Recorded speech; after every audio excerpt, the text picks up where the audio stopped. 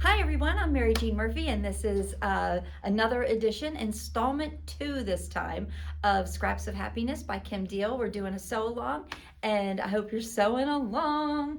But I have a couple of tips to give you for installment 2, and I actually have a little demo to give you.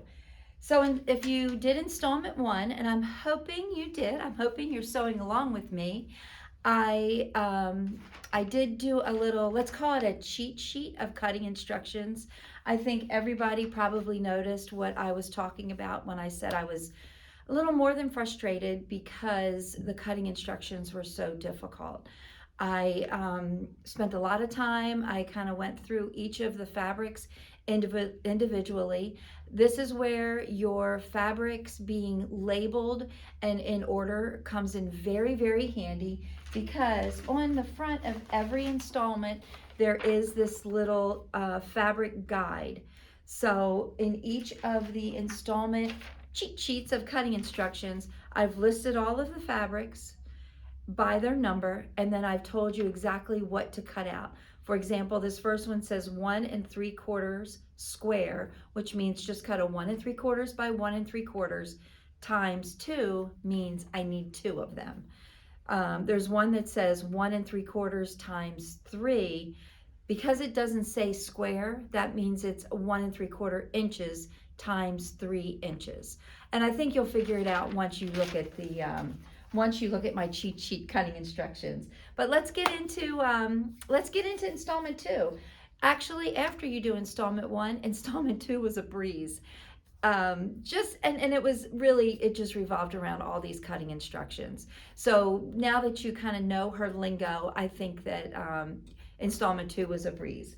We did 6 blocks as usual. It's block C, block G, and block H. So it's C 1 and 2, G 1 and 2, and H 1 and 2. And just like the last installment, C 1 and 2 are exactly alike in pattern, a little different in fabric, and so on with G and H. So let's go ahead and show you. Let's see, this one is G. And so G is, oops, let's put them so that the spools are up. G is this way and this way. This one was a lot of fun. They did use that Flippy technique to make these flying geese. And then this one is H. So here's H1 and H2. I kind of did them a little bit differently. You see how they've got the fabric, the same fabric is here and here? Well, I did it where the same fabric touches each other on the second one, just to kind of mix it up a bit. You can really kind of do your own thing, because all the spools, all this part of the spools in every single pattern is exactly the same dimensions. I think it's a 5 by 5.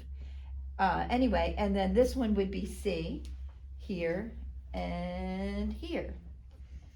And like I said in the last installment, every one of the spools, even though there's, I think, 3 different fabrics, they are done exactly the same way. And I'm going to go ahead and demo that technique today. So I call it a Flippy triangle corner. I'm not quite sure what the real name of it is. I have my own names for things, but I'm going to show you real quick how to do a Flippy triangle corner. So the first thing you need is your 2 inches by 8.5 inches. This will be the top of one of the spools. And then for each one of these 2 by 8.5s, there is 2 by 2 squares. Seems kind of confusing, doesn't it? Griffin's kind of giggling. Anyway, so for every one spool top, there are 2, let's call them background squares to go along with. So here's how you do it.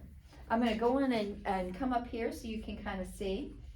So I just take a regular pencil. I have my little handy dandy sandpaper board that we talked about at the last installment, but it's really just a piece of fiberboard I bought at Lowe's, and I glued a piece of sandpaper to it. This is a fine, extra fine grit sandpaper. Don't get a real gritty one because you'll have little bumps instead of nice fine lines. You can tell it's well loved. I use it all the time. One of the other ways you can do this instead of drawing is with just fold the corners together so you get the diagonal, but that's really just all we're going to do. Is I use my ruler and my pencil. I go from corner to corner and I just draw a nice line, because I want you to be able to see it. So here we go, nice fine line. So, and make sure that it goes from corner to corner. You want to make sure you hit those corners. That's very important. So the next thing I do, let me put my sandpaper out of the way, is with right sides together, I put the 2x2 square up in at the very edge. And because I think this works really well, I hit it with a hot iron. It kind of makes it stick, if you can see. Can you see it? A little lower. There we go, makes it stick. So I'm just going to go ahead and hit it again just to make sure that it didn't move while I was demoing. Okay, I'm going to go ahead and sew right to the right hand side of that line. A nice straight stitch, maybe as close to the line as possible, but still in the seam allowance. The sewing machine wanted to drift a bit this morning. Okay, let me show you exactly what I did here. Okay, can you see the stitching? And you can see that the stitching is right alongside the line. Okay, one of the little tricks that I want to show you, not only do I want you to be very accurate with your line, and I want you to be very accurate going from corner to corner, but when you flip this up like this, you can match.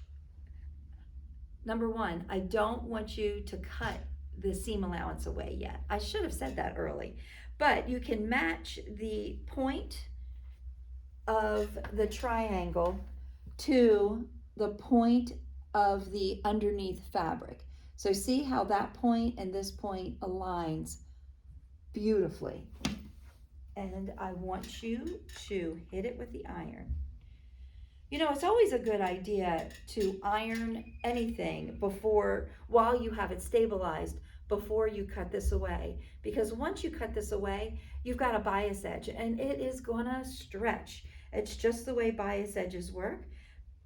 So I'm just gonna hit this again just to make it nice and stable. And I normally take it over to the cutting table, but today I just thought it would be easier just to do it with the scissors. And I'm just gonna cut myself a nice 1/4 inch seam allowance. Okay, and you can see the seam allowance. Now this should be nice and the angle should be proper. Go ahead and do the other side and you've got your top of the spool ready. So that's my tip. That's my tip for today. I hope you enjoyed it. I think you're going to really enjoy doing installment 2. It has a lot of fun. There's a couple of different variations and I think you're going to like it. So until next time, this is Mary G. Murphy. Installment 3 will be, let's see, April 10th. And I'm already done it. I really enjoyed doing it, and I think you will too. See you later.